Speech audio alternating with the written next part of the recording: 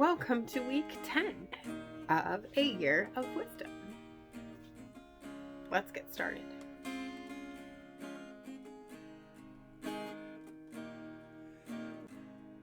Day 75. Job 19 and 20. Then Job answered and said, "How long will you torment me and break me in pieces with words? These 10 times you have cast reproach upon me. Are you not ashamed to wrong me? And even if it be true that I have erred, my error remains with myself. If indeed you magnify yourselves against me and make my disgrace an argument against me, know then that God has put me in the wrong and closed his net about me. Behold, I cry out violence, but I'm not answered. I call for help, but there is no justice. He has walled up my ways so that I cannot pass, and he has set darkness upon my paths.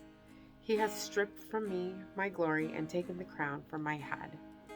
He breaks me down on every side, and I am gone. And my hope has he pulled up like a tree. He has kindled his wrath against me and counts me as his adversary. His troops come on together. They have cast up their siege ramp against me and encamp around my tent. He has put my brothers far from me, and those who knew me are wholly estranged from me. My relatives have failed me, and my close friends have forgotten me. The guests in my house and my maidservants count me as a stranger. I have become a foreigner in their eyes. I call to my servant, but he gives me no answer. I must plead with him with my mouth for mercy. My breath is strange to my wife, and I am a stench to the children of my own mother. Even young children despise me. When I rise, they talk against me. All my intimate friends abhor me, and those whom I loved have turned against me. My bones stick to my skin and to my flesh, and I have escaped by the skin of my teeth.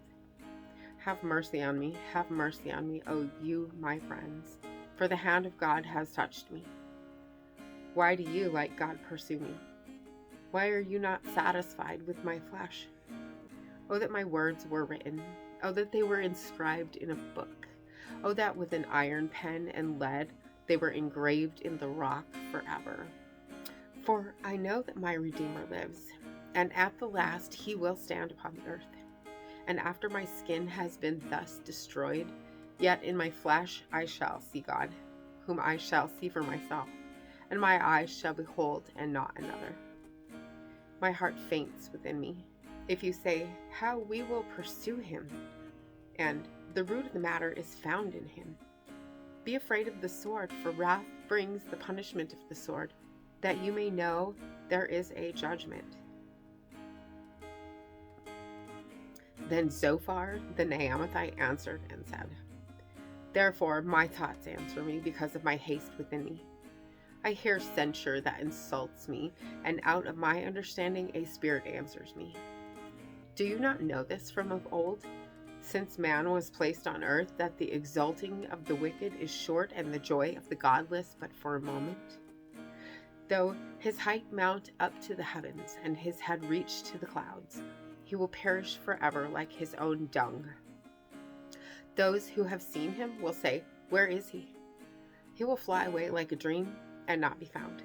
He will be chased away like a vision of the night. The eye that saw him will see him no more, nor will his place any more behold him. His children will seek the favor of the poor, and his hands will give back his wealth. His bones are full of his youthful vigor, but it will lie down with him in the dust. Though evil is sweet in his mouth, though he hides it under his tongue, though he is loath to let it go and holds it in his mouth, yet his food is turned in his stomach. It is the venom of cobras within him. He swallows down riches and vomits them up again. God casts them out of his belly. He will suck the poison of cobras. The tongue of a viper will kill him. He will not look upon the rivers, the streams flowing with curds and honey. He will give back the fruit of his toil, and he will not swallow it down. From the profit of his trading he will get no enjoyment. For he has crushed and abandoned the poor. He has seized a house that he did not build. Because he knew no contentment in his belly, he will not let anything in which he delights escape him. There was nothing left after he had eaten, therefore his prosperity will not endure. In the fullness of his sufficiency, he will be in distress. The hand of everyone in misery will come against him. To fill his belly to the full, God will send his burning anger against him and rain it upon him into his body. He will flee from an iron weapon. A bronze bow will strike him through. It is drawn forth and comes out of his body. The glittering point comes out of his gallbladder. Terrors come upon him. Utter darkness is laid up for his treasures. A fire not fanned will devour him. What is left in his tent will be consumed. The heavens will reveal his iniquity, and the earth will rise up against him. The possessions of his house will be carried away, dragged off in the day of God's wrath. This is the wicked man's portion from God, the heritage decreed for him by God. Proverbs 16. The plans of the heart belong to man, but the answer of the tongue is from the Lord. All the ways of a man are pure in his own eyes, but the Lord weighs the spirit. Commit your work to the Lord, and your plans will be established. The Lord has made everything for its purpose, even the wicked for the day of trouble. Everyone who is arrogant in heart is an abomination to the Lord. Be assured he will not go unpunished. By steadfast love and faithfulness, iniquity is atoned for, and by the fear of the Lord, one turns away from evil. When a man's ways please the Lord, he makes even his enemies be at peace with him. Better is a little with righteousness than great revenues with injustice. The heart of man plans his way, but the Lord establishes his steps. An oracle is on the lips of a king. His mouth does not sin in judgment. A just balance and scales are the Lord's. All the weights in the bag are his work. It is an abomination to kings to do evil, for the throne is established by righteousness. Righteous lips are the delight of a king, and he loves him who speaks what is right. A king's wrath is a messenger of death, and a wise man will appease it. In the light of a king's face there is life, and his favor is like the clouds that bring the spring rain. How much better to get wisdom than gold? To get understanding is to be chosen rather than silver. The highway of the upright turns aside from evil. Whoever guards his way preserves his life. Pride goes before destruction, and a haughty spirit before a fall. It is better to be of lowly spirit with the poor than to divide the spoil with the proud. Whoever gives thought to the word will discover good, and blessed is he who trusts in the Lord. The wise of heart is called discerning, and sweetness of speech increases persuasiveness. Good sense is a fountain of life to him who has it, but the instruction of fools is folly. The heart of the wise makes his speech judicious and adds persuasiveness to his lips. Gracious words are like a honeycomb, sweetness to the soul and health to the body. There's a way that seems right to a man, but its end is the way to death. A worker's appetite works for him. His mouth urges him on. A worthless man plots evil, and his speech is like a scorching fire.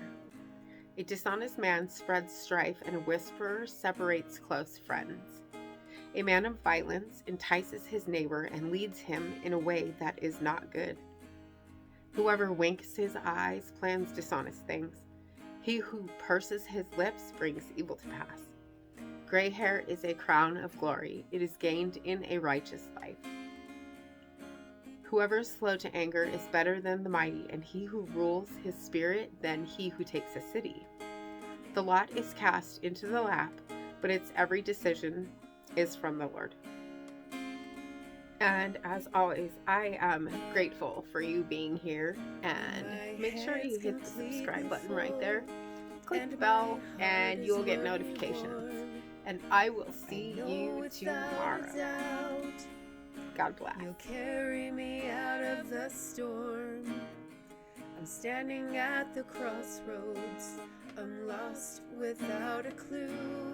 I need a big pink neon sign to show me what to do.